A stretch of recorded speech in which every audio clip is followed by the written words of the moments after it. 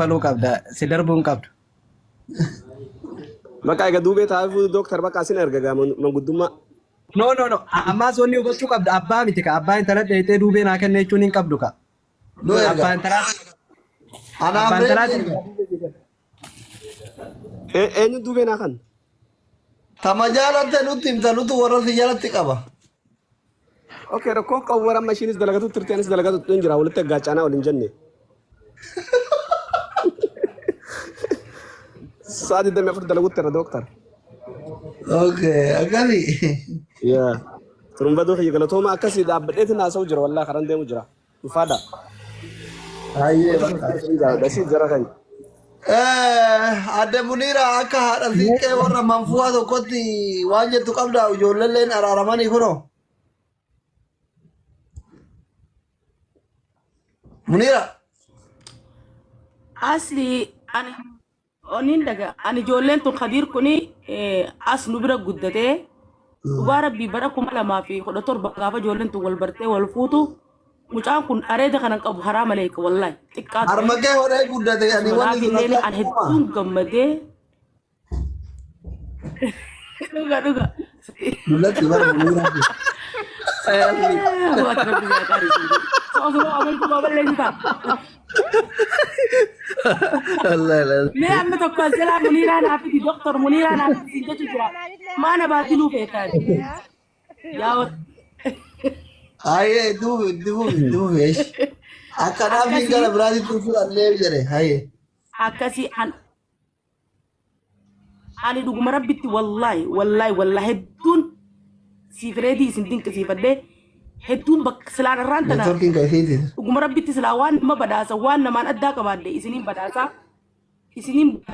wallahi badhaafamuu qabdanii naa galatoomaa keessaa hoo nama ma'aanaa jaalalaa beeku isin jaalaltini na biratti horii guddaadha waan guddaadha waan ilmi namaa ittiin gaddaabbatee jiraatu nama wal jaalatu waliif fituun keessan rabbi biraayis ajrii arkattan ilma namaa biraa galata arkattan wallahi rabbiin isin quban qabne rizqiis taatu fayyaas taatu tajaalattanis taatu umrii dheertu isinii kanneen fayyaa rabbi isiniif haa kennu adawwii teessan faana keessan jala rabbi haa godhu naa galatoomaa naa ulfaadhaa akka keessanii kunnuufaa heddummaattu oromoon sila akkana walii yaadde bakka fagoo geenyaa wallahi waan hin jawun qabu afaan faransaatiin meeksii bukuu meeksiin isiniin galatoomaa wallahi hedduu galatoomaa.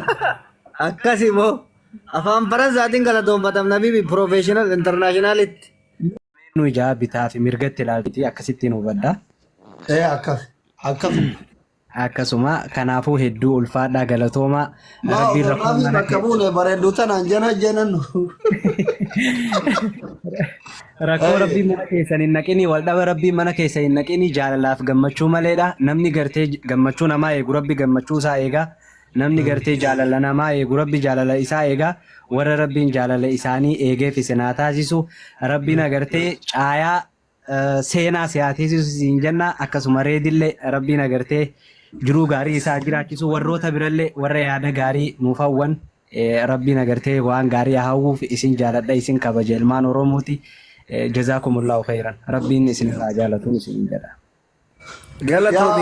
Umaara koon hin jiru kalaas gurbaani namoota wal jajjaalatan biyya fira irraa walitti fiduu waan danda'uuf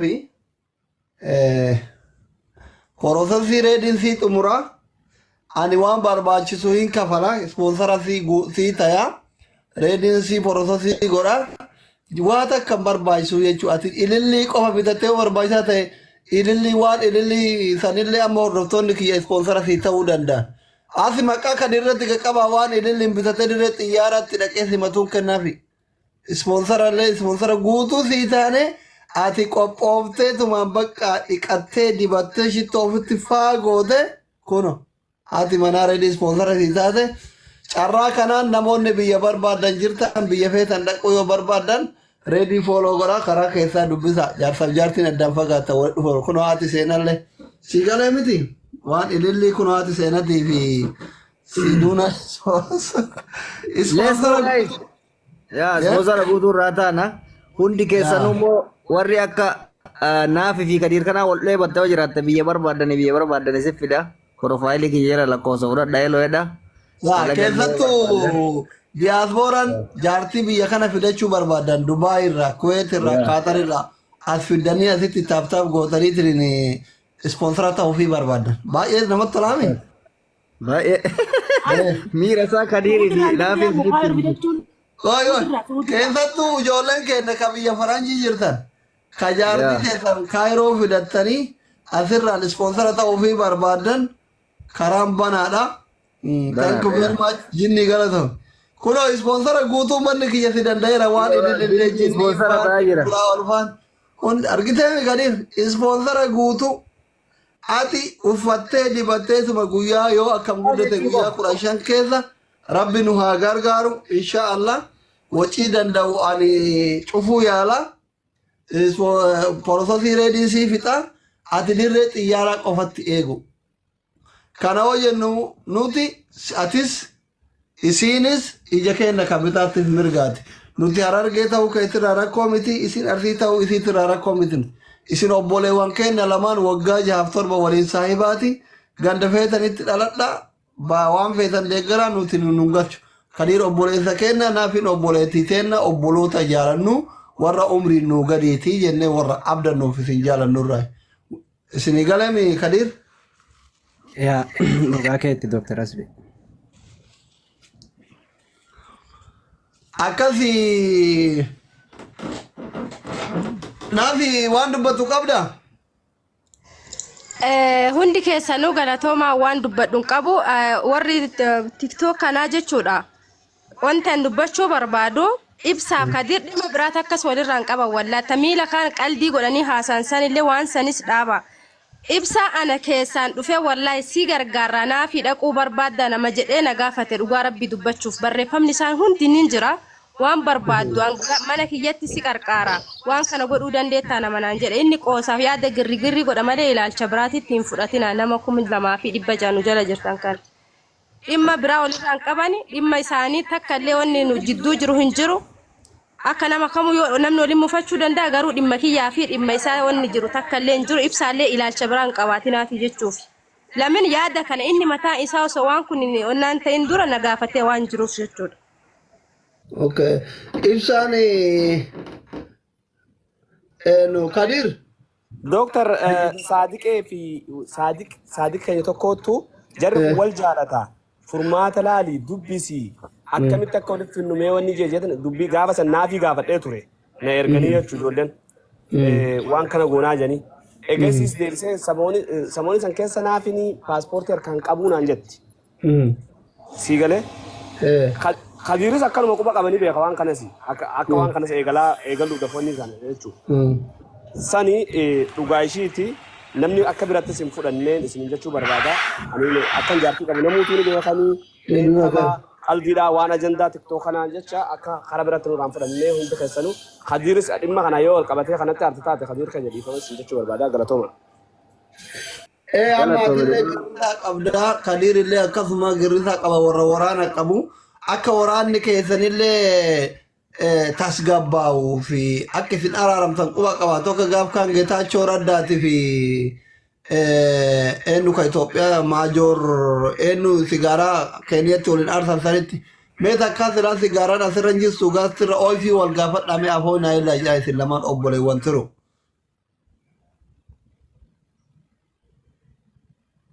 Kadir dalagatti tare.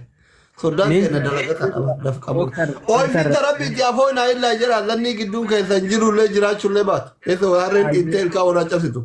Abshir laal doktora kiyya ibsaan obboleessa kiyya isaa miti unkaan nama biraatu ani ni maxxanfadha ibsaan ammoo namaaniin hedduu inillee na jaalataniin kabaja osoonii fi olola qabnu nama gasti ol jala dhufnee taphannu.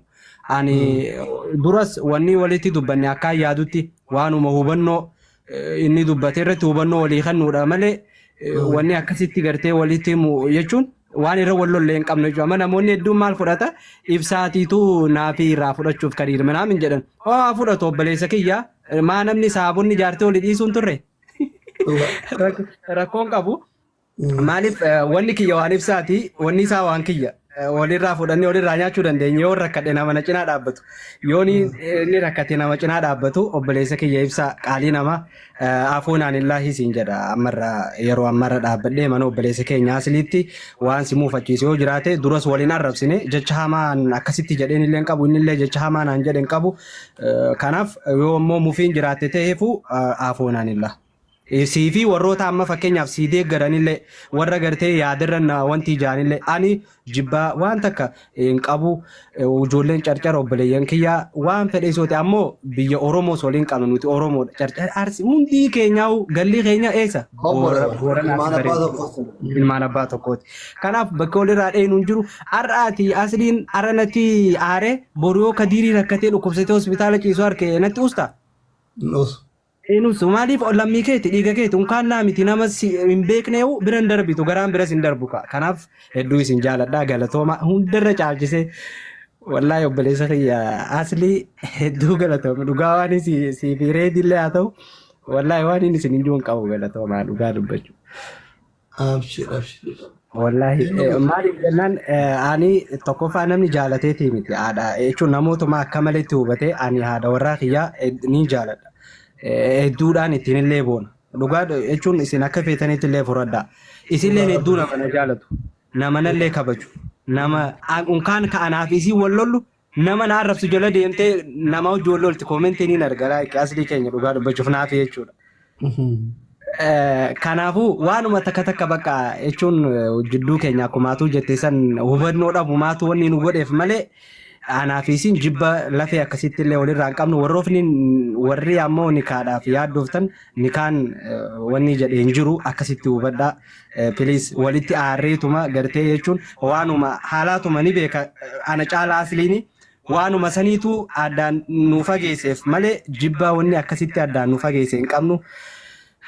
Galatooma ulfaadhaa waan wallaahi wabillaahi waan hin jedhuun dhabee. Waan namni gizee miira keessa galee waan dubbatullee dhaba yaa'u kanumaan narraa qeebaladhaa isiniin jedhe hedduu naaf ulfaadhaa. Abshir gadi. Ifamarraa fi ibsaa abbaa jaalalaa Efre lakkoofsa takka barreessu yookiin illee ol darbe. Turkiin moosana fakkaate lakkoofsa barreeffadhu. Ibsaa kootu deebi ho'i fi osoo hin jedhin buute. Ibsaa lakkoofsa takka barreessu yookiin illee ol darbe. Ibsa. Ibsa. Where is Ibsa? Neetu kan chargii ta'uun oolu oo erge. Seeni harkiseera kun. Argeera. Maal itti muniira?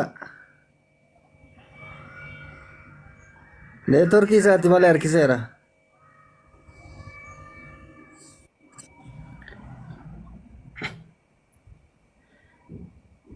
Ililliidar bibsa si harkisee bar gasti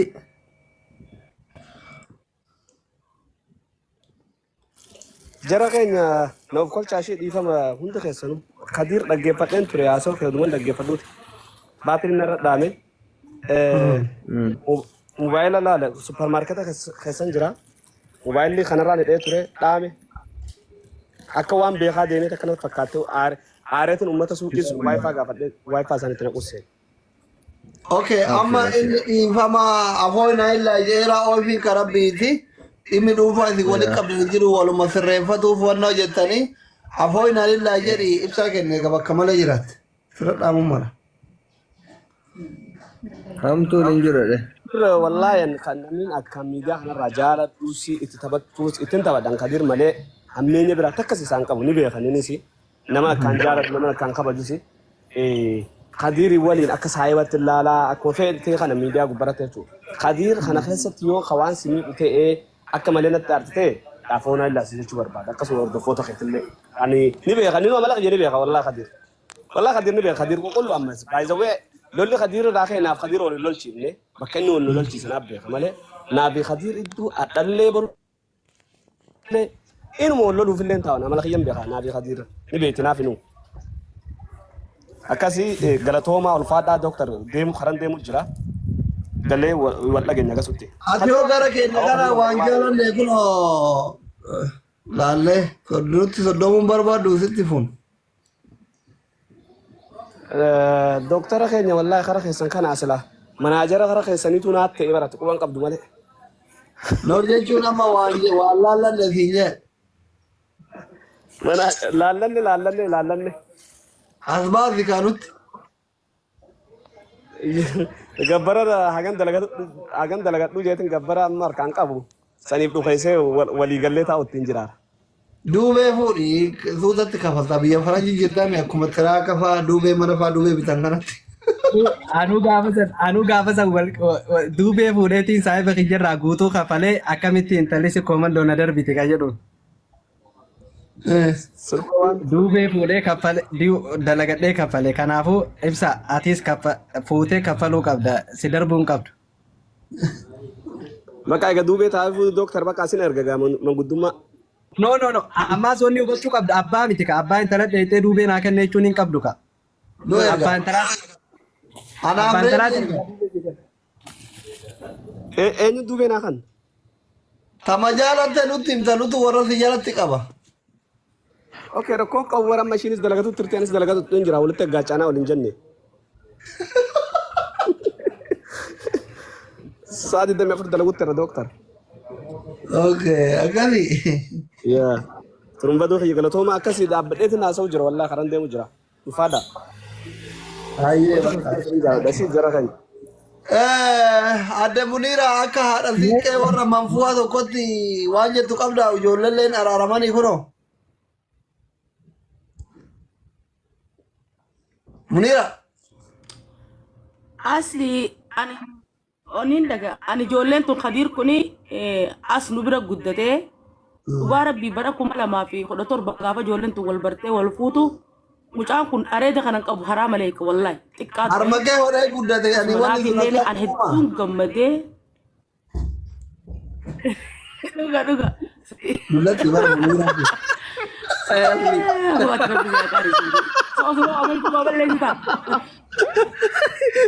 Mee amma tokko jalaa Muniiraa naaf fidi doktor Muniiraa naaf fidi jechu jira maana baatiluu feetaa yaa Hayyee duubi. Akka naafii gara biraatitti fudhannee jedhe hayyee. akkasii ani dhuguma rabbitti wallahi hedduun siifireetii isin dinqisiifadhee hedduun bakka silaan irraan tana Neetworkiin kayfiiti. dhuguma rabbitti silaa waan nama badhaasa waan namaan addaa qabaadde isiniin badhaasaa